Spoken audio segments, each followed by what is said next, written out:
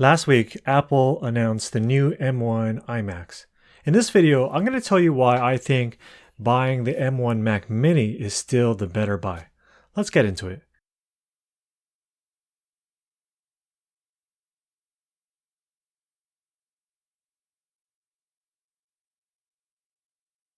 Shortly after Apple announced the M1 iMacs, one of my favorite YouTubers, Jonathan Morrison from TLD Today, tweets out, price, performance, plus display, and I think that means excellent. He later responded to other people on Twitter saying that you literally can't get an M1 Mac Mini with an equal caliber display with keyboard, mouse, and keyboard for less. What people were trying to argue is that it's better to get an M1 Mac Mini because you can get all the peripherals yourself. But his argument was you can't get the equal amount of product or value that you'll get. So he later on referenced an equivalent display from LG. And that was a display that's almost $700. So then he later on says, even if you pair that up with the M1 Mac Mini, you lose the webcam, better speakers, the thinness, and Touch ID keyboard. Well, I don't disagree with his arguments there as well, but I still think the M1 Mac Mini is still probably the better buy for most people. It's not a matter of what you get. It's a matter of what you already have. So because we've been working from home, or a lot of us have been working from home since the start of the pandemic, a lot of us already have or already bought a keyboard and mouse for our home office. A lot of us already have a display. I got one from work, and then I bought this ultra wide.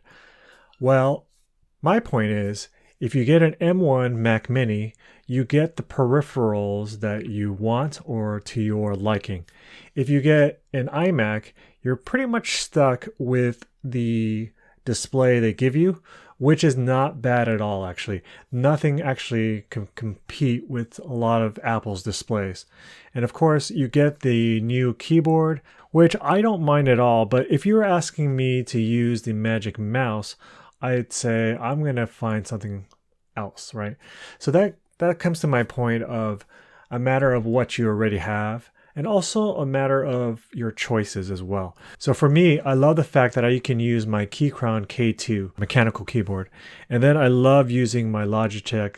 This is the M720 Triathlon. So I can use this with multiple devices, such as my iPad and even another Windows computer. So let's talk about budget here. Not value, but budget. If you take the equivalent Mac Mini that I have here, I have the 16 gigabyte version of RAM with 512 SSD. That retails for about $1,100. The equivalent iMac, I think, should be about $1,900. So that's an $800 difference. Of course, if you put that LG that Jonathan Morrison put in there, and then you put the equivalent keyboard and mouse, that might, be an equal amount, or the iMac might be cheaper. But for me, I have a choice of display, right? So I got this monoprice ultra wide monitor for about $300. I got this keyboard and mouse combination that I wanted for about $100. So $400 difference, right? Of course, I don't get Touch ID.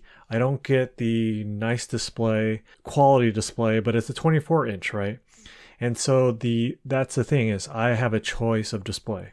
But when I do upgrade my Mac Mini in the future, I still already have a display. I'm saving a lot of money. So I don't argue about the matter of value if you're talking about the equivalent specs or equivalent hardware that you're getting. I'm talking about budget. And most of us make our decisions based on the kind of budget that we have, right? Now, of course, you can buy your own keyboard and mouse with the iMac itself, but that's an added extra cost, right? Now, the last thing I will argue for the Mac Mini is, and it might be unique to my situation, but I think a lot of people or other people are on the same boat, is the portability of the M1 Mac Mini. Now, recently I did my third Zoom wedding. I was doing the production of it, and I brought my M1 Mac Mini with me. And because it's so portable, I was able to put it in this hard shell case and just take it with me with a portable monitor. And so that's something that is very valuable to me. What do you think? What is the right Mac for you? Comment below. It really depends on, remember, what you have and what your budget is. If you like this video, give it a thumbs up and consider subscribing. Until the next one, see ya.